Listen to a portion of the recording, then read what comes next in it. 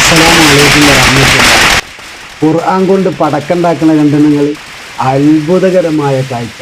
വിശുദ്ധ ഖുർആൻ കൊണ്ട് പടക്കണ്ടാക്കി പൊട്ടിച്ച്. വിശുദ്ധമായ റമദാനോടനുബന്ധിച്ച് നമ്മുടെ മദ്രസയിലെ കുട്ടികൾക്ക് പൊതുപരീക്ഷയും വാർഷിക പരീക്ഷയും തരിക. ഇനി അവരുടെ ഖുർആൻ്റെയൊക്കെ അവസ്ഥ എന്തായിരിക്കും, പഴയ മുസ്ഹഫ് എന്താ ചെയ്യുന്നത്?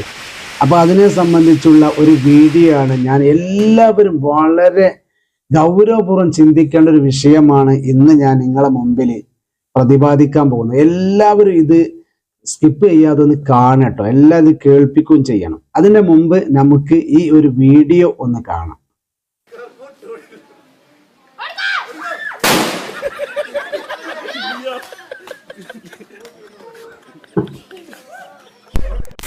ഓരോ മതവിഭാഗങ്ങൾക്കും അവരുടേതായ ആഘോഷങ്ങളുണ്ടാകും.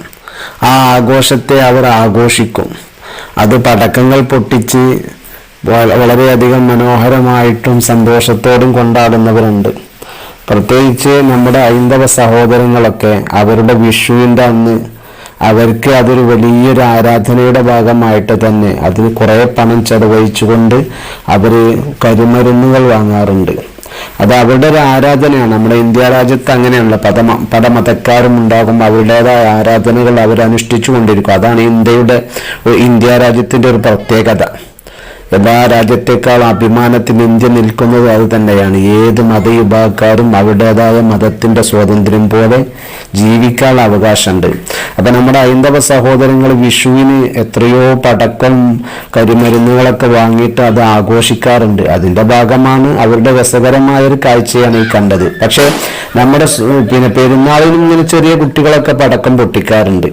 അപ്പൊ പറഞ്ഞു വരുന്നത് ഈ പടക്കം എങ്ങനെയാണ് ഉണ്ടാക്കുന്നത്, അത് ഉണ്ടാക്കുമ്പോൾ അതിൽ ഖുർആനിന്റെ കഷ്ണങ്ങൾ കണ്ടതിനെ സംബന്ധിച്ചാണ് ഇന്ന് നമ്മുടെ ചർച്ച ഇതിൽ വന്നിരിക്കുന്നത്. ലക്ഷ്മി ക്രാക്കേഴ്സ് ആണ്. ഒരു പേക്കിൽ 5 പീസാണ് വരുന്നത്. കണ്ടോ, നല്ല രസമല്ലേ കാണാൻ ലക്ഷ്മി ക്രാക്കേഴ്സ്. അപ്പോൾ നമ്മളത് പൊട്ടിച്ചതിൽ നിന്ന് 2 എടുത്തിട്ടുണ്ട്. അടുത്തായിട്ട് നമ്മളതിന് തീ കൊടുത്ത് ടെസ്റ്റ് ചെയ്യാൻ പോവാണ്. ഒരു സ്ഥലത്തുനിന്ന് പടക്കം പൊട്ടിയിട്ടേ നല്ല 1-ാം തരം പടക്കം ഉണ്ടാക്കിയിട്ട് വിശുദ്ധ ഖുർആൻ കൊണ്ടാ. ഖുർആൻ ആക്രി കച്ചവടക്കാരോട് വരുമ്പോൾ അവർക്ക് വിൽക്കും. ഖുർആനാണോ അത് മദ്രസയിലെ ബുക്കാണോ നോക്കൂല. ഖുർആൻ കൊണ്ട് ഉണ്ടാക്കിയ പടക്കങ്ങളാണ് പല ഭാഗത്തും കാണുന്നത്. ഇവിടെ അടുത്ത് ഒരു സ്ഥലത്ത് കണ്ട കാഴ്ചയാണ് നിങ്ങൾ ഈ കാണുന്നത്. സുന്ദരമായ രൂപത്തിൽ പൊതിഞ്ഞുണ്ടാക്കി അതിൻ്റെ ഉള്ളിലൊക്കെ ഖുർആനിൻ്റെ കഷ്ണങ്ങൾ, ആയത്തുകളാ. അങ്ങനെ പടക്കം ഉണ്ടാക്കി അതാണ് പൊട്ടി വിതറി നോക്കുമ്പോൾ അതിൻ്റെ അവസ്ഥ എന്താ? അതിൽ കാണുന്നത് ഖുർആനിൻ്റെ കഷ്ണങ്ങളാണ്. വിശുദ്ധ ഖുർആനിലെ ആയത്തുകളുള്ള ഓരോ കഷ്ണങ്ങളാണ് അതിൽ കാണുന്നത്. വിശുദ്ധ ഖുർആന്റെ പേജുകളെ കൊണ്ടാണ് ഈ പടക്കം നിർമ്മിക്കപ്പെട്ടത്. അത് പൊട്ടിച്ചിതറിയപ്പോൾ അതിൽ നിന്ന് കാണപ്പെടുന്ന കഷ്ണങ്ങളൊക്കെ വിശുദ്ധമായ ഖുർആന്റെ പേജുകളാണ്. ശ്രദ്ധിച്ചു നോക്കിയാൽ നമുക്ക് അതിലെ ആയത്തുകളൊക്കെ വളരെ വ്യക്തമായി കാണാൻ കഴിയും. കണ്ടോ, ഇവിടെ തന്നെ ഒരു ആയത്ത് നോക്കൂ നിങ്ങൾ. വഅദുല്ലാഹ് ഇന്നല്ലാഹ ലാ യുഖ്ലിഫുൽ മിആദ്. കണ്ടോ, ഓരോ പേജുകളിൽ ഖുർആനിന്റെ വാക്കുകളാണ് ഈ കാണുന്നത്. ഇത് എങ്ങനെയാണ് പടക്കമായി വരുന്നത്? ഇതിനെ സംബന്ധിച്ച് നമ്മളൊന്ന് ചിന്തിച്ചിട്ടുണ്ടോ? നമ്മുടെ കുട്ടികൾക്ക് മദ്രസ പൂട്ടുമ്പോൾ അവിടെ നോട്ട് ബുക്കുകളൊക്കെ ഉണ്ടാവും കുറേ എഴുതിയത്. അതും അതേ പ്രകാരം അതിൻ്റെ കൂട്ടത്തിൽ മദ്രസയിലെ പുസ്തകങ്ങളും ഒക്കെ ഉണ്ടാകും. ആ കൂട്ടത്തിൽ നിന്ന് നമ്മൾ നോക്കുമ്പോൾ ദുറൂസുൽ ഇഹ്സാൻ എന്ന ഈ കിതാബില് ഇതിൽ നമ്മൾ തിരിച്ചു നോക്കിയിട്ടുണ്ട്. ഇതിൽ അള്ളാഹുവിന്റെ നാമങ്ങളുണ്ട്, ഖുർആനിന്റെ ആയത്തുകളുണ്ട്. അള്ളാഹു അക്ബർ വലില്ലാഹിൽ ഹംദ്. അതേ പ്രകാരം തന്നെ ഖുർആനിന്റെ ആയത്തുകൾ, അള്ളാഹുവിന്റെ പരിശുദ്ധ നാമങ്ങൾ, ആ നാമങ്ങൾ 99 നാമങ്ങളും ഇതിൽ പഠിപ്പിക്കുന്നുണ്ട്. ഇതൊക്കെയാണ് നമ്മൾ ആക്രി കച്ചവടക്കാർക്ക് കൊടുക്കുന്ന നോട്ട് ബുക്കിന്റെ ഇടയിൽ കൊടുക്കുന്നത്. അതിൽ പഴയ മുസാഫുകളൊക്കെ വീട്ടിൽ കെട്ടിക്കിടക്കുന്നുണ്ടാകും. അതൊക്കെ ആക്രി കച്ചവടക്കാർ വരുമ്പോൾ അവരെ കൂട്ടത്തിൽ അവർക്ക് എല്ലാ ബുക്കിൻ്റെയും കൂട്ടത്തിൽ അങ്ങ് ഇട്ടുകൊടുക്കും. ശ്രദ്ധിക്കപ്പെടാതെ എത്രയാണ് ഈ അബദ്ധങ്ങൾ നടക്കുന്നത്. അതുകൊണ്ട് എൻ്റെ പ്രിയപ്പെട്ട സഹോദരങ്ങളെ, നിങ്ങളും ചിന്തിച്ചു നോക്കൂ. കുട്ടികളുടെ ഓരോ ബുക്കുകളും അവരുടെ ഫിഖ്, അഖീദ, അഖ്ലാഖ്, ലിസാനുൽ ഖുർആൻ, തഫ്സീർ, അതേ പ്രകാരം ദുറൂസുൽ ഇഹ്സാൻ തുടങ്ങിയ പല കിതാബുകളും കുട്ടികൾ പഠിക്കുന്നുണ്ടാവും. അതൊക്കെ നമ്മൾ ആക്രി കച്ചവടക്കാർക്ക് വിൽക്കാൻ പാടില്ല. അതിലും കാരണം അതിൽ അള്ളാഹുവിൻ്റെ നാമങ്ങളുണ്ട്. വന്ദിക്കപ്പെടേണ്ട നാമങ്ങളുണ്ട്. അതേ പ്രകാരം തന്നെ പ്രവാചകന്മാരുടേത്, അതേ പ്രകാരം യാ അയ്യുഹല്ലദീന ആമനുത്തഖുല്ലാഹ വകൂനൂ മഅസ്സാദിഖീൻ, ഇങ്ങനെ തുടങ്ങിയ എത്രയോ ആയത്തുകളൊക്കെ ഓരോ ഉദാഹരണങ്ങളായി ഓരോ പാഠങ്ങൾക്ക് നൽകും, ഓരോ തെളിവുകളായിട്ട്. അതൊക്കെ നമ്മൾ വളരെയധികം ശ്രദ്ധിച്ചാണ് ഇതൊക്കെ ആക്രി കച്ചവടക്കാർക്ക് നമ്മൾ കൊടുക്കുമ്പോൾ ഇതിൽ ഖുർആനിന്റെ ആയത്തുകളുണ്ടോ, അള്ളാഹുവിന്റെ നാമങ്ങളുണ്ടോ, കുട്ടികൾ എഴുതപ്പെട്ടത് എന്താണെന്ന് ജസ്റ്റ് ഒന്ന് മറിച്ചെങ്കിലും നമ്മളെല്ലാവരും നോക്കണം. കാരണം അതിലുണ്ടാകുന്ന ഓരോ വാക്കുകൾ ലാ ഇലാഹ ഇല്ലല്ലാഹ്, അതേ പ്രകാരം അത്തഹിയാത്തുൽ മുബാറകാത്തു സ്വലവാത്തു ത്വയ്യിബാത്തു ലില്ലാഹ്, ഇങ്ങനെ തുടങ്ങുന്ന വാക്കുകളിലൊക്കെ നമുക്ക് ഇത് കാണാം. അതൊക്കെ അള്ളാഹുവിന്റെ ബന്ധിക്കപ്പെടുന്ന നാമങ്ങൾ. നോട്ട് ബുക്കുകൾ കുറെ ഉണ്ടാകും. നമ്മളൊക്കെ സാധാരണ നോട്ട് ബുക്കുകളുടെ കൂട്ടത്തിൽ അതങ്ങ് കൊടുത്ത് വീട്ടുകയാണ് ചെയ്യുക. ആക്രി കച്ചവടക്കാർ വരുമ്പോ അവർക്ക് എന്ത് ഖുർആന്, എന്ത് അറബി, എന്ത് എഴുത്ത്, ചാത്തപ്പൻ എന്ത് മത്സറാന്ന് പറഞ്ഞമാരെ അവർക്ക് ഇതൊക്കെ കണക്കാ.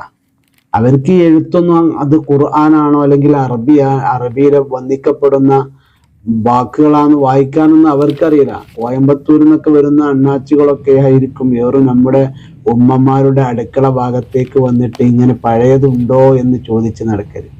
ഉമ്മമാർക്കത് കൊടുത്തു കഴിഞ്ഞാൽ അവർക്ക് പിന്നെ അതിന് ചെറിയ പാട്ടകളോ അല്ലെങ്കിൽ എന്തെങ്കിലുമൊക്കെ ചെറിയ സാധനങ്ങളൊക്കെ വാങ്ങാൻ കിട്ടും, അല്ലെങ്കിൽ തുച്ഛമായ പൈസ അതിന് കൊടുക്കും.